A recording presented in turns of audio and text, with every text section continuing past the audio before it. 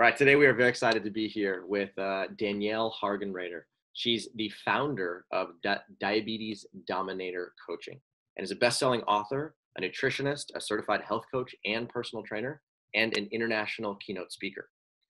She guides people to think, to eat, and to move intuitively in order to achieve a quality of health that they previously thought was unavailable to them and unsustainable.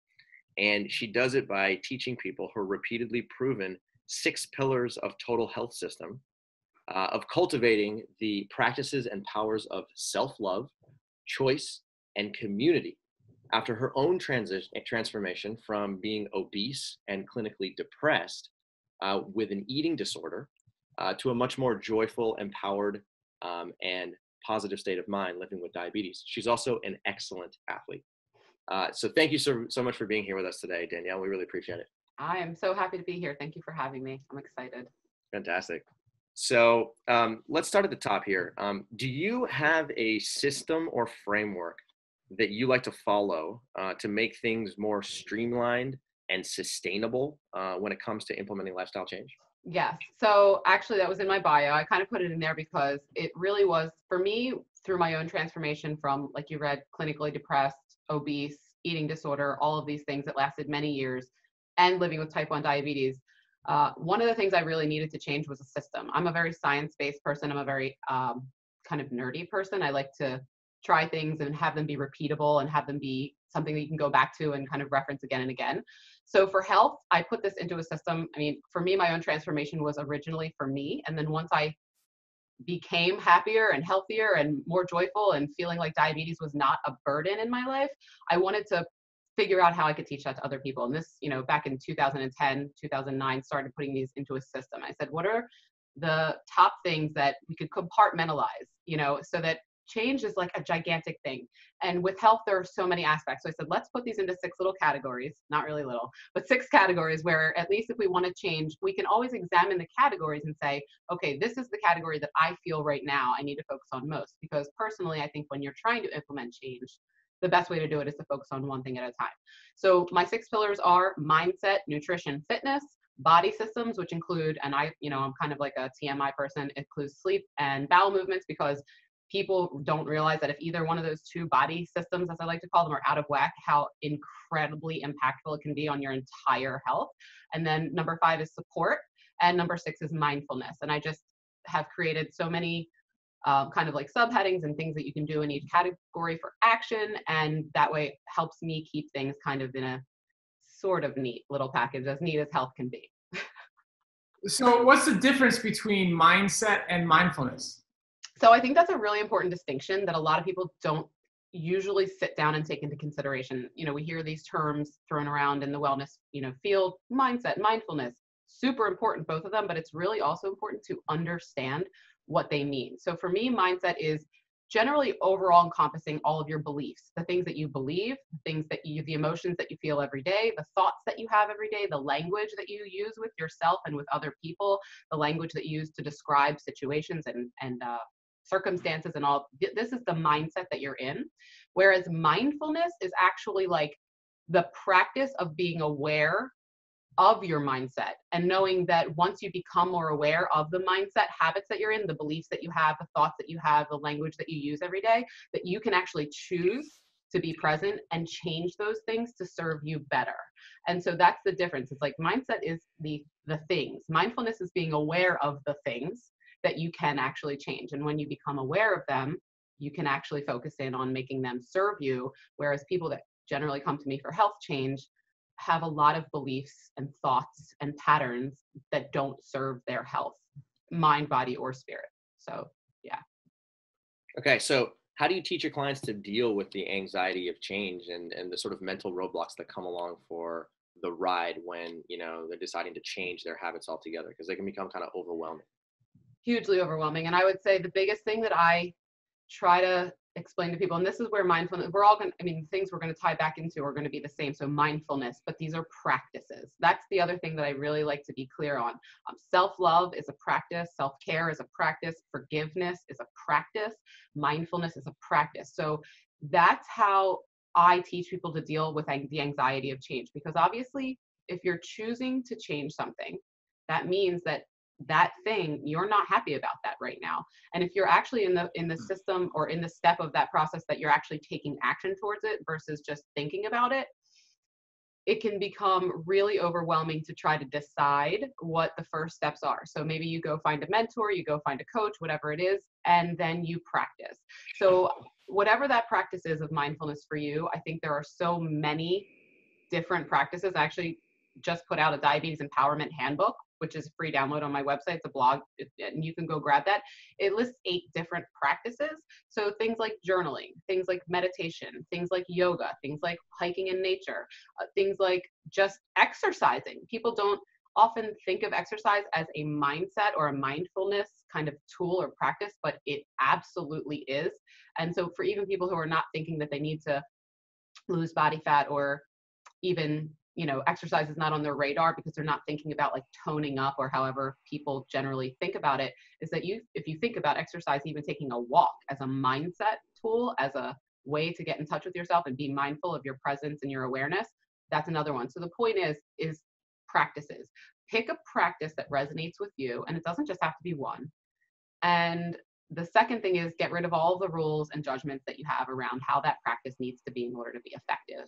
Because the biggest roadblock that I find that when I talk about practicing mindfulness, like journaling, for example, people are like, oh, well, how many pages and how many minutes and this and that. And well, if I only write 1 page, it's not enough. And I tell people, just the action of doing it and not having any expectations or judgment on that practice, whether it's yoga or meditation or journaling or any of those things, just being present in the practice is where the difference happens and where the anxiety starts to dissipate. So I guess it really is picking a practice or 2 or 3, or being willing to dabble in several, find what works for you, and just stop judging your participation in that practice as less than in any way. Just do it and congratulate yourself and celebrate the fact that you were willing to give yourself that gift of self-care. So it almost sounds like you're saying, whatever practices you're adopting, just do them and don't judge yourself in the process. Don't try and determine, is this good enough? Is this fast enough? Is this consistent enough? Is it pretty enough? Just do it, and don't worry about, any of the sort of like judgment associated with it. Totally. Like if you're journaling, like don't be like, oh, did I spell this right? Is this in the right color ink? Is the grammar correct? I have to cross this out because there was supposed to be a period instead of a comma. No rules, no judgment. Dump all of the thoughts that are in your head out on a piece of paper.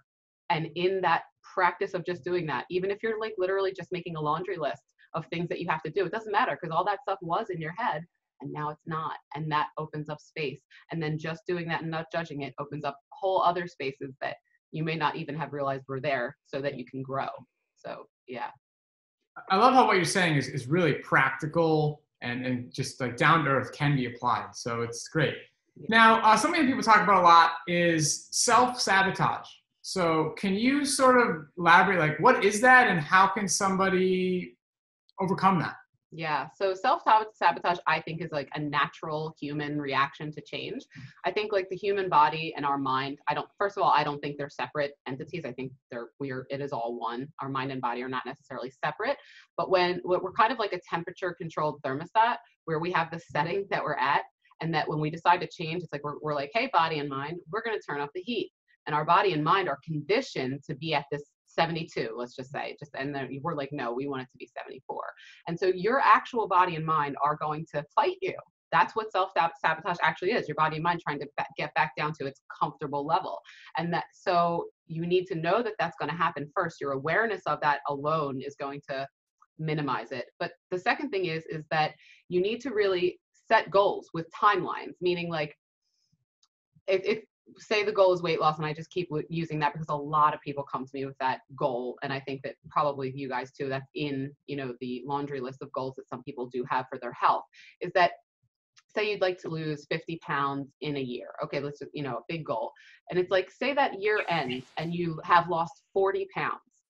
Know that that is not a loss. Know that is, allow yourself some room for forgiveness, some room for wiggle room, because the self-sabotage mindset is it's all or nothing. It's perfect or it's nothing. And that mindset ruins any progress in any forward moving direction because it stagnates you. So give yourself wiggle room.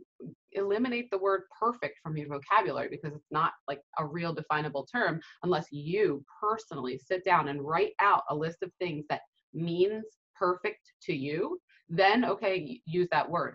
But that's where the self-sabotage comes in. We use this word, it has to be perfect. It has to be great. I have to do exactly what I said I was going to do. If you did even half of what you said you were going to do, and that's half more than you did last week, you win. And that's kind of how you, in my mind, avoid the self-sabotage, is that you set yourself up to win.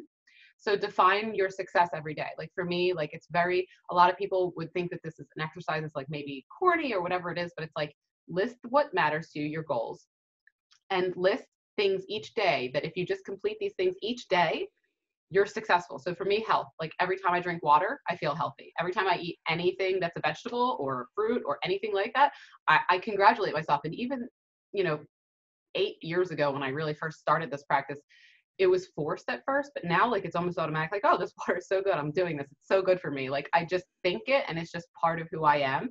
So allow yourself easy ways to feel successful every day. So drinking water is an easy way to feel successful every day for every human being alive. Allow that to be a success feeling for you, that kind of thing. Give yourself little benchmark successes along the way so that you won't feel defeated if and when you don't reach the giant goal. It's kind of like the whole cliche, shoot for the moon. If you don't get to the moon, you'll land among the stars. It's still better than where you started. So. Yeah, this is actually, I think you just answered my question, but I'm going to ask it anyway. There's a lot of people who refer to themselves as perfectionists, myself included, for sure. And perfectionism to a certain extent can be the death of lifestyle change because lifestyle change can be uncomfortable. And if you make some changes and you're not doing them correctly, or you're not doing them right, or you're not doing them perfectly, then you can easily talk yourself out of the process and be like, you know what, it's not even worth my time, screw it. I'm just going to go back to what I did before. Right. So I guess my question is, are you a perfectionist? Is that something that you've dealt with in your life? And, or if you deal with people who are perfectionists, what can they do? Yeah. So I used to call myself a perfectionist. That was a belief system or a mental construct that I had about myself. And one that once I examined it further, realized that it was much more damaging to any progress that I wanted to make in any area of my life, whether it was health, business, relationships, all of these other things. Perfectionism was a detriment to me because of the same reason, because unless you define it, unless you sit down and say, hey, this is what perfect looks like for me, then you never really know what or when you've reached that perfection. Therein lies the issue, because then you're always going to find a flaw with whatever it is that you're doing because you haven't defined it. Because, Robbie's idea of perfection is different than yours, and yours is different than mine. None of them are wrong. They're all our ideas of perfection. So if, I'm waiting to put out a program because I'm wondering if it meets Robbie's standard of perfection, I don't know. And there's no way to know. So I think it's really I think perfection is a really, really, really great self-sabotage tool. I think that it's like a cover-up like I'm doing waiting to be perfect. No, I don't think that that's it. And I think it's something to examine. At least for me, it was, because I was saying that, but then I was doing nothing. So I think that was a big deal for me. So you had touched on this a little earlier about the connection between your mind and your body. And you were saying that they're so closely tied to each other that sometimes it's hard to differentiate between the two. So can you give us a little bit more information here, a little bit more insight into why is taking the time to learn from your mind, your body, and your spirit or your intuition, why is that such a crucial piece of the lifestyle change process when you're trying to move towards better health and more happiness? Yeah. So the really, really short answer is I believe that every person is their own best healer. I think every person intuitively knows what their body and their mind and their spirit needs to feel joy, to feel fulfillment. I also believe that everybody is complete. I think every person, no matter where you are in your life, what you've done, who you've wronged, how much blame, shame, or guilt that you've put on yourself for any number of reasons, all of these things are things that block your intuition. And once you start to kind of forgive yourself or forgive other people, you open up this channel for your body and your mind and your spirit to kind of really listen to itself. So for me personally, it's been a long journey. It will continue to be a journey where I really start to learn to listen to what my body, my mind, and spirit are saying. But I say this a lot and people think I'm crazy, but the clients I work with, once we go through a program, they're like, oh my God, I really get this now. Because I think managing diabetes is a highly intuitive process. I mean, you hear people say all the time, you know, there's no book learning way that you can just say, hey, you have type 1 or type 2 diabetes. Here's the exact regimen that you need to follow. You know, here's the exact amount of insulin that you're going to need. Here's the exact amount of medication. That does not exist. But what does exist is the help from a doctor and a medical team, and then you listening to the feedback that your body is sending you, not just, you know, your blood glucose numbers. How do you feel? Are you miserable? Are you happy? When you are happy, what's making you feel happy? And when you start feeling joyful feelings and fulfillment and all kinds of things, like even if they come in little blips, which often in a transitionary period, they do, you get like moments of grace, moments of like, oh yeah, this works, this feels good. My blood sugar is like where I want it. Like these little kind of blips, but it's in those blips of joy and fulfillment and grace and all these things where you're like, where you dig in and you're like, why am I feeling this? What prompted this feeling that I'm having? And then when you really look into that, your intuitive nature just like opens up and your body is just like, yes, this is what I need. Your mind's like, this is what I need. And you just know. And I know sometimes I sound like one of those like crazy spiritual woo-woo people, which is really strange for me, having lived a good portion, maybe the majority actually at this point of my life as an atheist, but which now I am no longer. But at the same time, it's like, it's almost like a Wayne Dyer thing where it's, you can't see it to believe it. You have to believe it to see it. And that's what intuition is all about. It's exploring the joy that you feel in order to bring more of that into your life. And that will encompass all of your health, all of your mind, body, spirit. Like it just, the more you examine how your joyful feelings come up, the more you can implement whatever it was that made those joyful feelings happen. And that your health, your happiness, everything will transform slowly but surely. And that's what I want people to know. It's just like, maybe you will have an aha overnight, like massive, like my whole life is different. Some people do have that, but also understand that this is a commitment to be on a process, to be on a journey. And you take those little blips of joy and fulfillment, and then you examine them and you get more and more and more until that's more like your modus operandi, so to speak. Right. So you touched on this a little bit earlier and how, you know, you have your 6 pillars and making changes slowly and all that stuff. But lifestyle change, no matter how hard people try to do it slowly, it still ends up being overwhelming. So how can people avoid burnout when making lifestyle change? So basically, I would say I like to set goals in increments: 30 days, 90 days, 3 months, 6 months, and 1 year.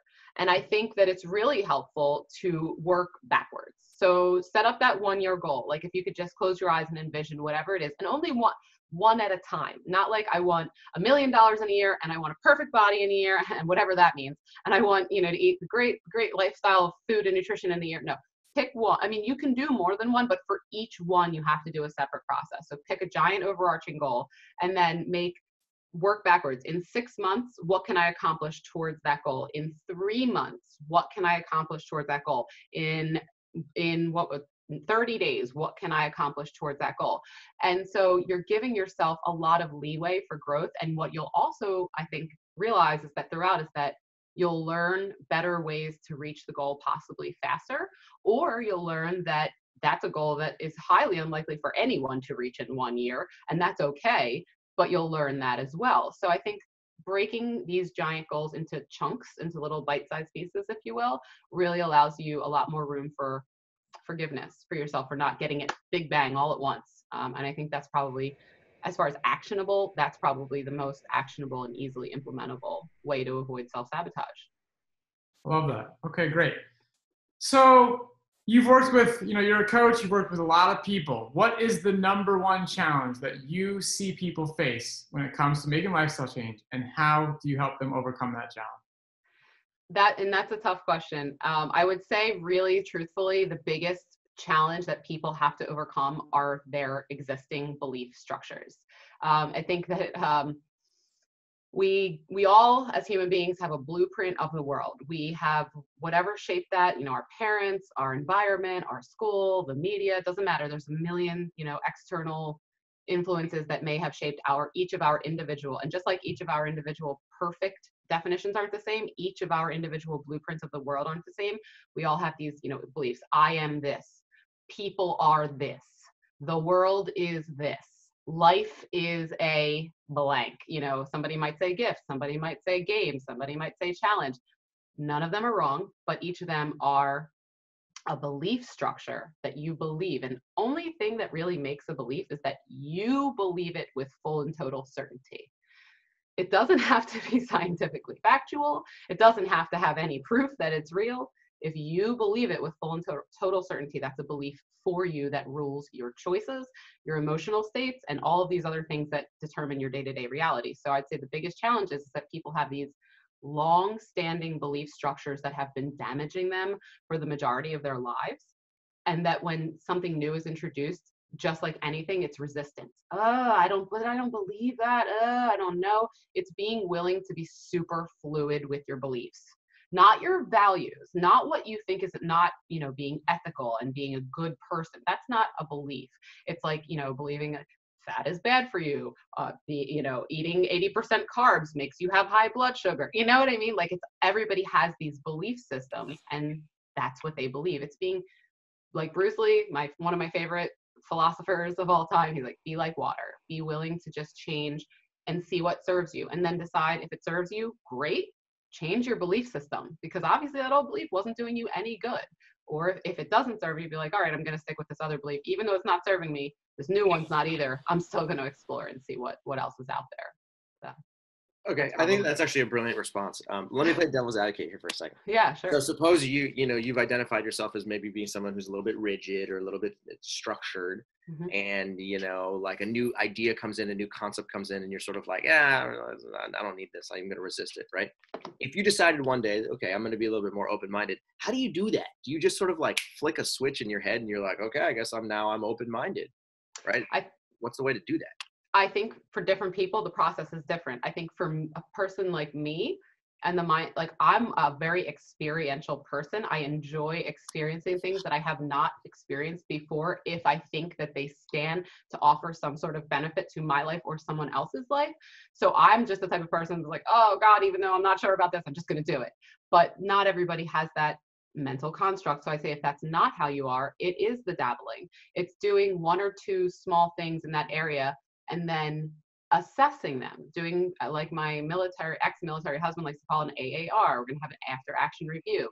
How did these actions make me feel? Did they make me feel better or worse? Did they make me feel joy or pain? Did they make me, call them by their names and then kind of decide from there. My recommendation is to just do it, whatever it is, and then assess it afterwards. Of course, I feel like I don't have to say this, but I do. Like, if it's dangerous or you're going to hurt yourself or you're going to hurt someone else, obviously you need to examine it further. But if it's just like eating more carrots or eating more watermelon, like something like that, it's just, do it, be on top of it, and then decide. I think that if there's resistance to something, it's a really good emotional signpost to it being important for you to change, because you want to, but you're having this resistance. So why? You have to examine it. I mean, people don't realize how deeply mind-rooted your physical health is. So that's where I think it has to start. That's probably the cutest thing ever. Cyrus has a dog attacking him right now. That is devouring him with overwhelming amounts of love. That's just the mastering diabetes way, with overwhelming amounts of love. Oh boy. You okay over there? So this is I love your approach. I love your approach to sort of like changing the way that we think, because like you said, your mindset is usually the thing that sort of it's the first thing that requires change in order to set in place a series of habits that can then transform you internally and physically. So, if your mind is acting as the roadblock, then it doesn't matter how regimented you are in lifestyle change. And you've probably experienced this. Like, how many times has someone come into your program and they believe 100% that eating 80-10-10 is 100% guaranteed super high blood sugars, and then 2-3 weeks into the program, they're gone. I don't know. I haven't talked, but has this happened to you in your program before? Oh, for sure, for sure. Okay, because they won't be flexible. It's like, that's the thing. It's like, you can think that that might be the case. That's okay. If you think, okay, I think that if I eat, 80% carbs, I think my blood sugar is going to be high, but you're not saying it with full I believe this. But if somebody believes that with full conviction and they're not willing to bend, you might give it a couple weeks. I think actually 2-3 weeks might be a long time that someone might give it. And then they're just gonna be like, nah, this doesn't work. My blood sugars are high, because they're partially manifesting it. And that's a whole other story. I couldn't agree with you more. So, okay. So brag about yourself now. Tell our viewers how they can learn more about you. How can they get involved in your coaching programs? Talk about yourself. Okay. I think probably the best way people if they want to speak to me, just go to diabetesdominator.com. There's a tab for a free coaching consultation. I will speak to anyone for 20 minutes to see, A, if you would like to work on a coaching program. It's kind of like, let's get to know each other. Or B, if you just have like a burning question, it's about something that I spoke about and you want to chat with me about it for 20 minutes and you don't want me to sell you on coaching, I'm really fine with that too. Like, go ahead and fill out the coaching consultation. If you think I can help you in some way move forward in your life, go grab that. I have, like I said, the Diabetes Empowerment Handbook. It's a free blog download. I have a 29-page ebook that people can go get. I have a YouTube channel. I mean, all of these things are linked out from diabetesdominator.com. I'm on Facebook. I'm on Instagram. I'm on most social media, but I try to just put out lots of valuable free content so that people can find the path that they're trying to follow. So yeah, diabetesdominator.com. And then tell us about your coaching program. What happens in your coaching program? Okay, so my coaching programs are either 8 or 12 weeks long if we're doing one-on-one. I also have group coaching programs, which I'm going to be, well, I'm again not sure when this is airing, but it may be actually already going. But yeah, so we go through 8 or 12 weeks together, and you set the goals. I'm basically walking you down the path of reaching whatever your top 2 goals are in 8 to 12 weeks, whatever that is for you. And what ends up happening is that throughout reaching those goals, many, many, many other goals end up getting reached, because you can't necessarily take really good care of yourself and not have spillover into all areas of your life. So we learn about mindset. I have a 6-week online course that I scripted and filmed all myself.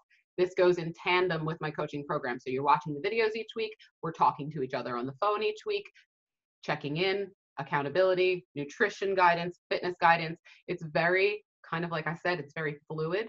I'm always going to be there to coach the person, but each person has different goals. Each person has a different belief system. Each person has different social constructs. So I work with each person to get them to those goals as efficiently and sustainably as possible. And group coaching just keeps getting better. Working on the 2nd iteration now. First one was absolutely amazing. So that's I'd say maybe more affordable for people, and also you get the group dynamic of everybody. I say always being on the same journey to better wellness, but nobody's ever at the same spot at the same time. And that's the beauty of the group, where everybody knows that and supports each other throughout whoever's on whatever part of their journey. And then my book, I guess you could get my book. You could go get my book. It's a best-selling book on Amazon, published in 2015, just actually went to the bestseller again over Diabetes Awareness Month in November of 2017. It covers my 6 pillars system.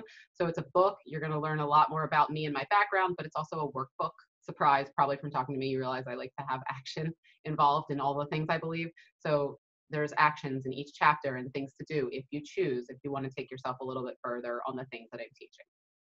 Perfect. This is actually really cool because, we've known you now for a couple of years, and, we've participated in your summits, and you're participating in our summit this time around. And I honestly think that the way that you sort of train people to think differently, that's the way I think about you, is you train people how to think. And oh, by the way, you also have diabetes, and you yes. a lot about diabetes, right? You're but so primarily right. your program is about how to change your mindset. Yes. And I think that just like you said, it can be a limiting factor for so many people. So, thank you for what you do. Absolutely. Thank you guys for what you do and for having me on. And I look forward to many more cool collaborative opportunities.